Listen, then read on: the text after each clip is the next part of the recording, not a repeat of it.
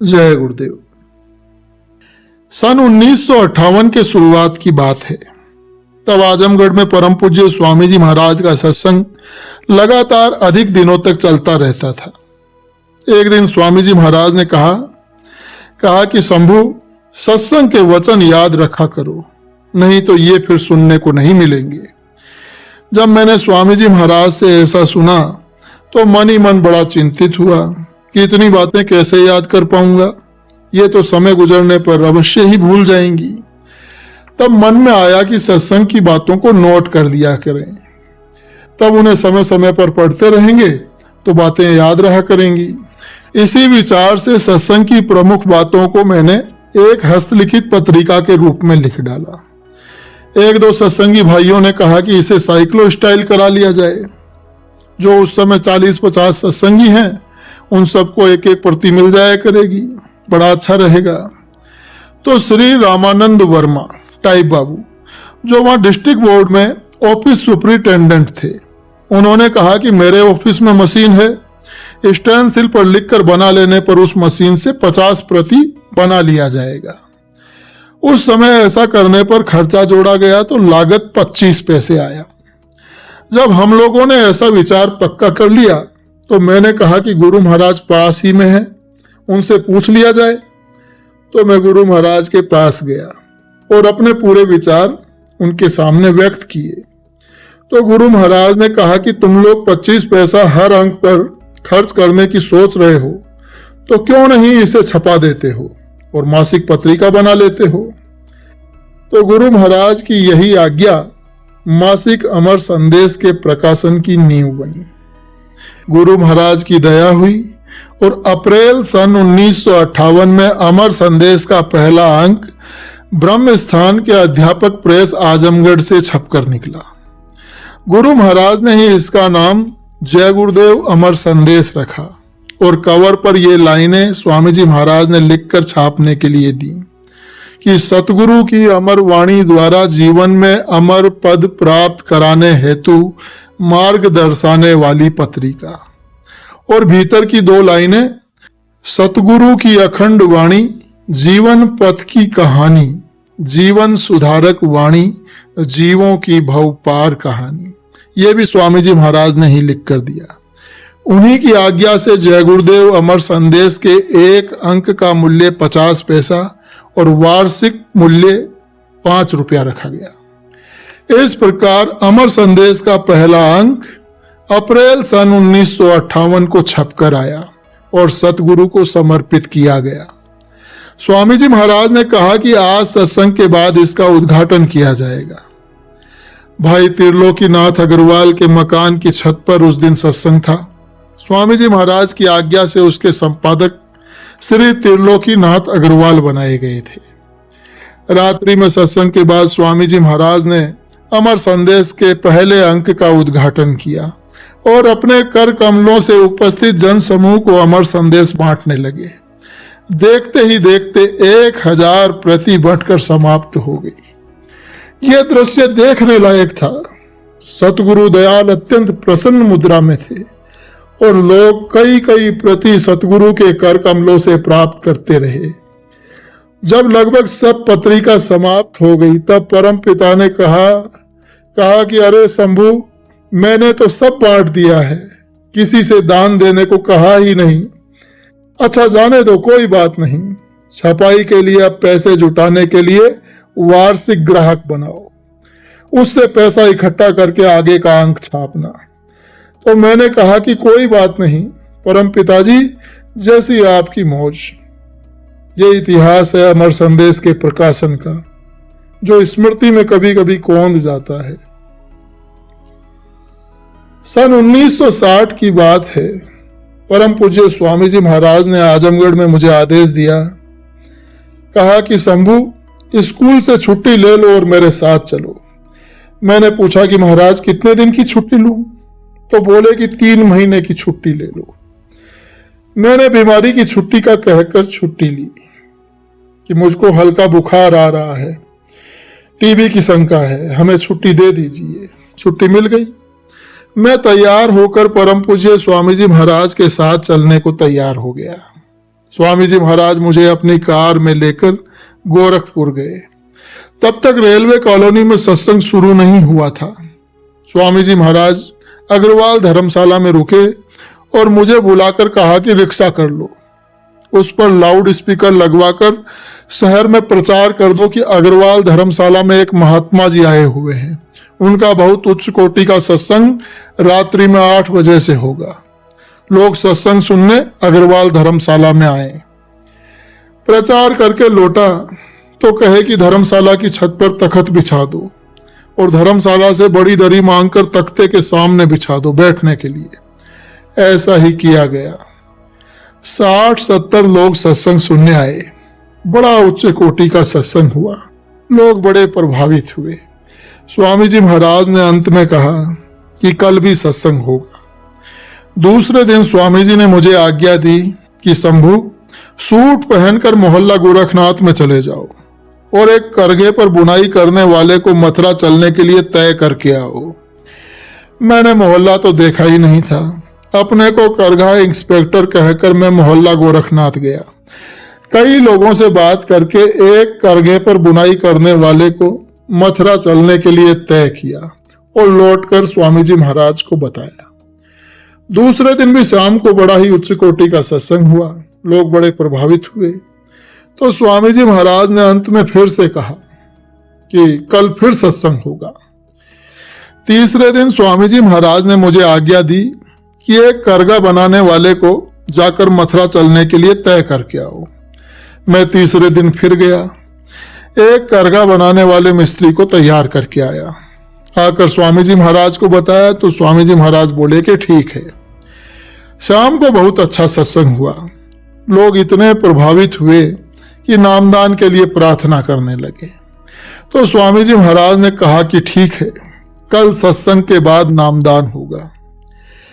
चौथे दिन स्वामी जी महाराज ने सवेरे मुझे आज्ञा दी। कहा कि शंभू, आज फिर जाओ और एक सूत रंगने वाले को मथुरा चलने के लिए तय करके आओ।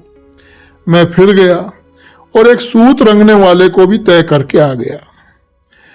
उस दिन सत्संग के बाद नामदान पाकर लोग गदगद हो गए।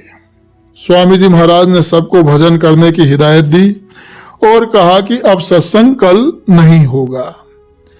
अगले दिन स्वामी जी महाराज ने मुझे कहा कि जिन 3 आदमियों को मथुरा के लिए तय किया है उन्हें बुला कर ले आओ, मैं देख लूं। मैं गया और उन लोगों को बुला कर लाया। तीनों को स्वामी जी महाराज ने 100-100 रुपया देकर कहा कि तैयार रहना, ये मथुरा आने के लिए किराया है। जब तार से सूचना मिलेगी तो फौरन चले आना। तो वे लोग स्वीकार करके वहां से चले गए। स्वामी जी महाराज वहां से मुझे लेकर लखनऊ आए। वहां क्ले स्क्वायर मोहल्ले में राधा स्वामी मत के श्री लाल चंदानी जी के यहाँ ठहरे। शाम को वहीं पर सत्संग हुआ। वहां पर एक सत्संगी ईश्वर शरण श्रीवास्तव थे, जिन्हें स्वामी जी महाराज ने मैनेजर साहब कहकर संबोधन किया। स्वामी जी महाराज ने उन्हें बुलाया और कहा कि सब प्रबंध हो गया, मथुरा में हैंडलूम का कारखाना खुलेगा। मेरी ओर इशारा करके कहा कि ये व्यवस्था देखेंगे, अब रुपया दो। तो उन्होंने कहा कि महाराज, रुपए का प्रबंध तो हो नहीं पाया है। तो स्वामी जी महाराज ने कहा कि सब बेकार कर दिया, हटाओ, सब खत्म करो। लखनऊ में जब सब बातें बेकार हो गईं, तो स्वामी जी महाराज ने मुझसे कहा कि शंभू, आश्रम के लिए साखू की लकड़ी खरीदनी है। सुनता हूं कि साखू की लकड़ी हमीरपुर में अच्छी मिलती है, चलो हमीरपुर चलेंगे। मैंने कहा कि महाराज जैसी आज्ञा। तब स्वामी जी महाराज मुझे लेकर कार से ही हमीरपुर गए। वहां एक सरदार जी के यहाँ गए। समझ में आया कि वे पहले से ही स्वामी जी महाराज के प्रेमी थे। वहां स्वामी जी महाराज 3-4 दिन रुके। मुझसे कहा कि इनके साथ जाकर साखू की लकड़ी देखाओ। तो मैं तो कुछ समझता नहीं था, साथ गया और वापस आया। जो कुछ वहां देखा सुना वो आकर सब बता दिया। वहां के प्रवास के समय मुझे सचमुच हल्का बुखार रहने लगा। स्वामी जी महाराज को बताया तो उन्होंने कहा कि सवेरे बाजार चले जाना, एक मूली खरीदकर पूरी मूली जड़ की ओर से खाते हुए पत्तियां सब खा लेना, बुखार ठीक हो जाएगा। ऐसा ही किया और बुखार ठीक हो गया। दूसरे दिन पोर्टिको के पास बरामदे में मैं जमीन पर सोया हुआ था। 4 बजे भोर में परम पूज्य स्वामी जी महाराज आए और आंख पर मेरे टॉर्च जलाए। मैं तुरंत उठकर बैठ गया तो स्वामी जी महाराज ने इशारा किया कि कुछ बोलो मत और साथ चले आओ। मैं पीछे पीछे गया तो स्वामी जी महाराज जाकर कार में बैठ गए और बोले कि कार को पीछे से धकेलो, बाहर निकलेंगे तो यहां स्टार्ट करेंगे तो सब लोग उठ जाएंगे। कार ढकेल कर बाहर ले गए। वहां कार स्टार्ट करके फिर स्वामी जी महाराज कहे कि फौरन पीछे बैठ जाओ, तो मैं बैठ गया तो कार लेकर फिर चले। सवेरा होने लगा। जब सूरज निकल आया तो हम लोग छतरपुर में थे। वहां एक पेट्रोल पंप पर पहुंच गए। तब स्वामी जी महाराज आज्ञा दिए कि जाओ पूछो कि ये पेट्रोल पंप किसका है और वे कहाँ रहते हैं। मालूम हुआ कि इस पेट्रोल पंप के मालिक श्री दुर्गा प्रसाद अग्रवाल हैं। स्वामी जी महाराज ने कहा कि पंप पर से एक आदमी साथ ले लो जो उनके घर तक पहुंचा दे। आदमी को साथ लेकर स्वामी जी महाराज उनके घर गए। उनके बंगले पर पहुंचकर स्वामी जी महाराज उनके बैठक में चले गए और मैं वहीं कार के पास खड़ा रहा। सेठ को तो कुछ समझ में नहीं आया, पर उनकी पत्नी और लड़की ने स्वामी जी महाराज का भरपूर दर्शन किया तो कहने लगी कि यही महापुरुष हैं जो स्वप्न में दर्शन दिए थे। सब लोग भाव विभोर हो गए और स्वामी जी महाराज के चरणों पर गिर गए। स्वामी जी महाराज ने वहां नाश्ता किया और नौकर से कहा कि कार के पास जो खड़ा है उसे बुला ले आओ। तब एक नौकर आया और आकर कहा कि ओ क्लीनियर, इधर आओ, स्वामी जी बुला रहे हैं। मैंने कार का फाटक चाबी से बंद किया और चाबी लेकर स्वामी जी महाराज के पास गया। स्वामी जी महाराज मुझे देखकर खूब हंसे और कहा कि जाओ दातुन मंजन कर लो। मैंने पूछा कि महाराज साखू की लकड़ी? तो स्वामी जी महाराज हंसने लगे, बोले कि साखू की लकड़ी तो खरीद लिया। वहां 2-3 घंटे स्वामी जी महाराज रुके, उन लोगों को सत्संग सुनाया। सत्संग सुनकर वे लोग बड़े प्रभावित हुए। सेठ दुर्गा प्रसाद अग्रवाल ने सत्संग करने को कहा तो स्वामी जी महाराज ने कहा कि 2-3 दिन में सत्संग का प्रबंध कर लो और चारों तरफ खूब प्रचार कर दो। अधिकारियों को भी बुला लेना, चौथे दिन में आऊंगा तो सत्संग होगा। फिर हम लोग वापस हमीरपुर लौट आए। हमीरपुर में स्वामी जी महाराज के गुरु भाई श्री भगवती प्रसाद तिवारी, राजा साहब बसोट वाले, और श्री परमेश्वरी दयाल श्रीवास्तव भरवा सुमेरपुर वाले, वो भी थे। चौथे दिन स्वामी जी महाराज ने मुझे बुलाया और कहा कि शंभू, सूट पहन लो और छतरपुर चले जाओ, देख लो सब प्रबंध ठीक रहे। जब मैं छतरपुर पहुंचा तो सेठ जी और अन्य लोग मुझे नीचे से ऊपर तक देखकर पूछने लगे, पूछे कि क्या आप ही उस दिन क्लीनियर थे? तो हमने कहा कि हाँ, हमारे जैसे वहां न जाने कितने क्लीनियर पड़े हैं।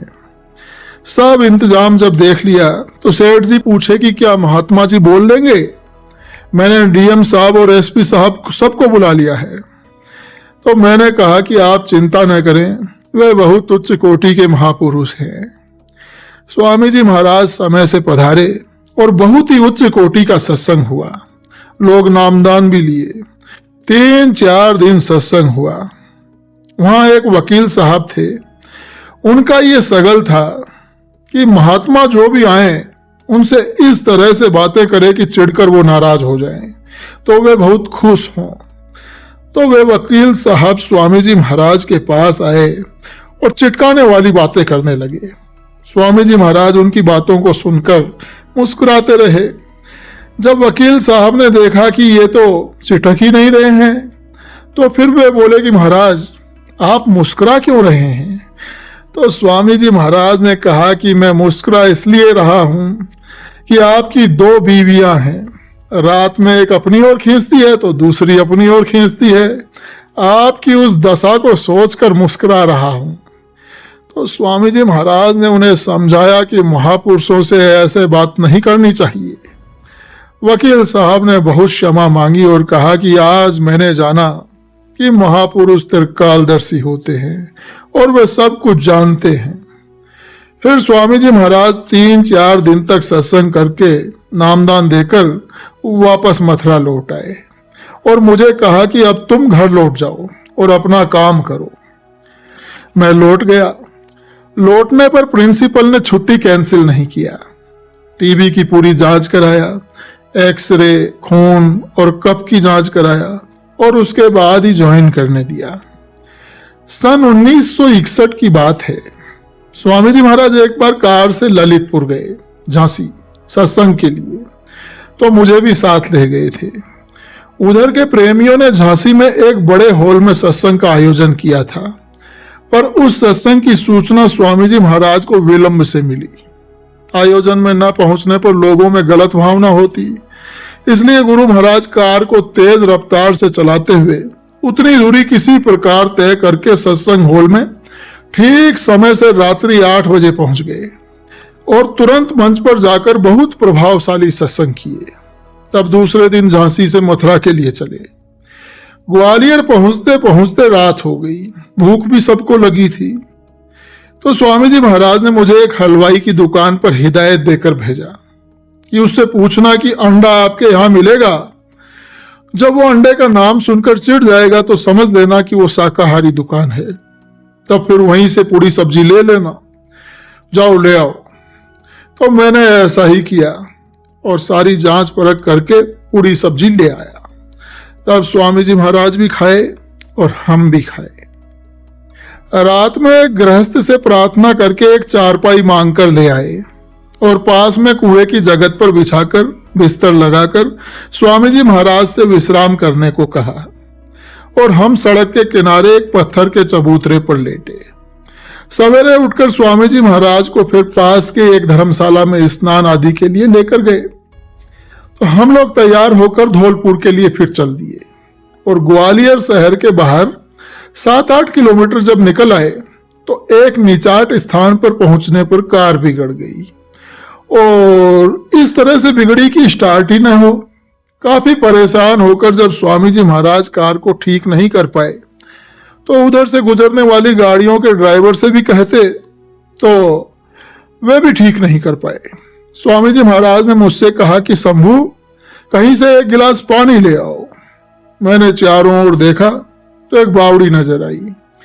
बावड़ी उसे कहते हैं जिसमें पानी के तल तक पहुंचने के लिए सीढ़ियां बनी होती हैं। मैं वहां नीचे तक पहुंचकर देखा तो देखा कि पानी गंदा है और उसमें कीड़े भी थे। उसी पानी को हाथ से हिलाकर एक लोटे में पानी भरकर मैं बावड़ी से बाहर निकला तो अभी स्वामी जी महाराज से दूर ही था कि स्वामी जी महाराज ने कहा कि शंभू, पानी फेंक दो, दौड़ कर आओ, गाड़ी ठीक हो गई है। मैं ज्यों ही पानी फेंक कर पहुंचा और गाड़ी में बैठा तो तुरंत स्वामी जी महाराज गाड़ी लेकर चल दिए और एक जगह पर पानी का पुरवठ चल रहा था, वहीं रुककर फिर पानी पिया गया। वहां स्वामी जी महाराज ने मुझसे पूछा कि जानते हो शंभू, गाड़ी क्यों बिगड़ी थी? मैंने कहा कि नहीं महाराज। तो स्वामी जी महाराज ने बताया कि गाड़ी इसलिए बिगड़ी थी कि एक आदमी कत्ल करके भागता हुआ गाड़ी के पास आया था और आकर मुझसे कहा कि मुझे धौलपुर तक लिफ्ट दे दीजिए, वो पुलिस द्वारा पकड़ा जाएगा। तो अगर मैं लिफ्ट देता तो मैं भी फंस जाता। वो किसी ट्रक पर बैठकर चला गया तो गाड़ी भी ठीक हो गई। फिर हम लोग धौलपुर से भरतपुर होकर मथुरा आ गए। सन 1967 के मथुरा भंडारे की बात है। पुराने आश्रम पर वार्षिक भंडारे का यह अवसर था। परम पूज्य स्वामी जी महाराज ने मुझे बुलाया और आज्ञा दी कि शंभू, मार्च 1968 में काफिला निकलने वाला है। तुम मेरी 9 किताबों की 4000 प्रतियां छापकर रेलवे से 1 मार्च तक मेरे पास जयपुर भेज देना और फिर 4000 प्रतियां छापकर 15 मार्च तक मेरे पास इंदौर भेज देना और फिर 4000 प्रतियां छापकर 31 मार्च तक अहमदाबाद भेज देना और फिर 4000 प्रतियां छापकर तुम तैयार रखना, जहां बताऊंगा वहां भेज देना। तो मैंने कहा कि महाराज जैसी आज्ञा। वहां से आकर भाई राम समुद्र जी को मैंने आकर बताया तो उन्होंने कहा कि शंभू कैसे करोगे? बहुत रुपया लगेगा, तुम्हारे पास तो रुपए हैं नहीं। तो मैंने कहा कि ये तो मैं नहीं जानता हूं, पर प्रेस और छपाई हमारे जिम्मे है, तो स्वाभाविक है कि स्वामी जी महाराज मुझसे ही कहेंगे। तो उन्होंने कहा कि ऐसे नहीं, चलो चलकर स्वामी जी महाराज से कहते हैं, पूछते हैं कि ये कैसे करेंगे। हम दोनों स्वामी जी महाराज के पास जा रहे थे, तो स्वामी जी महाराज उधर से चले आ रहे थे, तो हम लोगों को नजदीक आते देखकर स्वामी जी रुक गए और नजदीक आकर पहुंचने पर पूछा कि क्या बात है। तो भाई राम समुद्र जी ने कहा कि महाराज, शंभू से आपने किताबें छापने के लिए कहा है। तो स्वामी जी महाराज बोले कि हाँ, कहा तो है। और इतना कहकर स्वामी जी महाराज घूमकर दूसरी ओर चले गए। तो भाई राम समुद्र जी ने कहा कि कुछ समझ नहीं आ रहा है, ये सब कैसे होगा। तो मैंने कहा कि हम भी नहीं समझ पा रहे हैं, ये सब कैसे होगा, उनकी मौज वो जाने। अब देखिए संत महापुरुष कैसे अपना काम कराते हैं। दिसंबर में भंडारा खत्म होने पर मैं आजमगढ़ आया। यहाँ एक मारवाड़ी थे जिन्होंने कागज की नई एजेंसी ली थी। उनका एक ट्रक कागज का आया था। उन्हें आजमगढ़ में कागज का कोई खरीदार नहीं मिल रहा था। तो भाई रामानंद वर्मा जी, टाइप बाबू, उनके वो मारवाड़ी मित्र थे। तो उनसे बातें हुई कि कागज तो बिकवा देंगे, लेकिन वे नगद रुपया नहीं दे सकेंगे, धीरे धीरे रुपया दे देंगे। तो मारवाड़ी ने पूछा कि रुपया मारा तो नहीं जाएगा। और टाइप बाबू ने कहा कि वे बेईमान नहीं हैं, ये दूसरी बात है कि वे धीरे धीरे रुपया देंगे, आपको धीरे धीरे रुपया मिलेगा। पहली किस्त वे 15 अप्रैल से आपको देने लग जाएंगे। सौदा तय हो गया। करीब 60,000 रुपए का कागज लेकर रख लिया गया। किताबों की छपाई आजमगढ़ के अनेक प्रेसों में बांटकर शुरू की गई। अपनी प्रेस में तो दिन रात छपाई होने लगी। एक और मशीन गुरु महाराज की दया से सेकंड हैंड बिक रही थी, वो भी खरीद ली गई। शहर के अनेक दफ्तरी किताब बाइंड करने के काम पर लगाए गए। गुरु महाराज की मर्जी से 4,000 किताबों की पहली किस्त समय से तैयार हो गई और बंडल बनाकर रेलवे से जयपुर को भेज दी गई। दूसरी किस्त 4,000 किताबों की, वो भी समय से तैयार हो गई और वो भी रेलवे से इंदौर भेज दी गई। काफिला चल रहा था। जब तीसरी किस्त छापी जा रही थी, तभी स्वामी जी महाराज की आज्ञा आई कि छपाई बंद करो, बहुत किताबें हो गई हैं, बिक नहीं रही हैं, फिर जब कहूंगा तब छापना। तो स्वामी जी महाराज की जब आज्ञा आई तो फिर काम रोक दिया गया।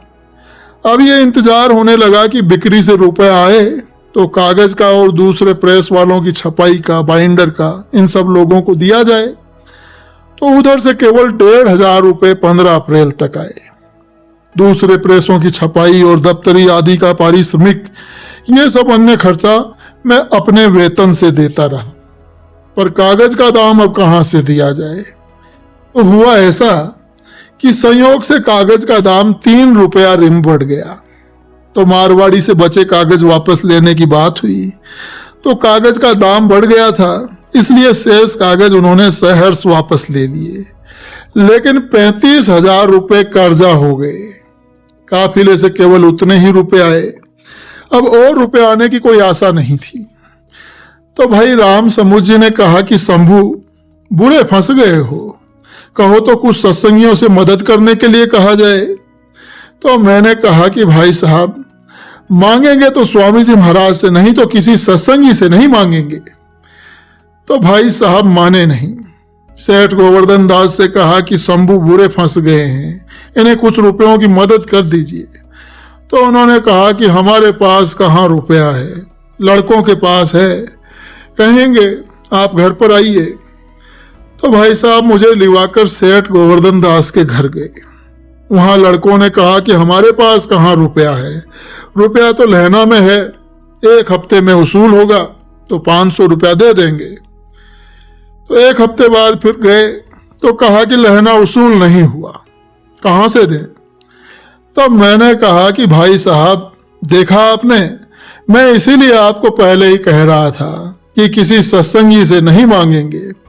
मैंने स्कूल के अपने साथियों से कहा कि आप लोग जीपीएफ से लोन लेकर के मुझे दे दें, जो वेतन से कटेगा मैं अपने वेतन से आपको दे दूंगा, मेरा काम भी हो जाएगा।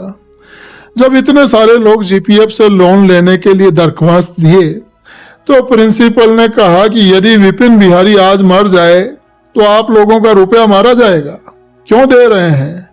तो लोगों ने कहा कि आपने उनके लिए ऐसा शब्द क्यों कहा, उन्होंने जरूरत पड़ने पर हमेशा हमारी मदद की है, इसलिए हम भी उनकी मदद कर रहे हैं।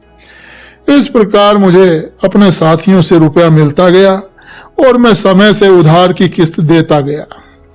प्रेस में बाहरी काम ज्यादा लाया गया और ट्यूशन ज्यादा करके मैंने अपनी आमदनी को बढ़ाया, उससे भी कर्ज अदा हुआ। उन दिनों जो सत्संगी मेरे पास आते वे सहानुभूति में मुझे कहते कि देखिए मुसीबत तो बड़ी है पर स्वामी जी महाराज को छोड़ मत दीजिएगा।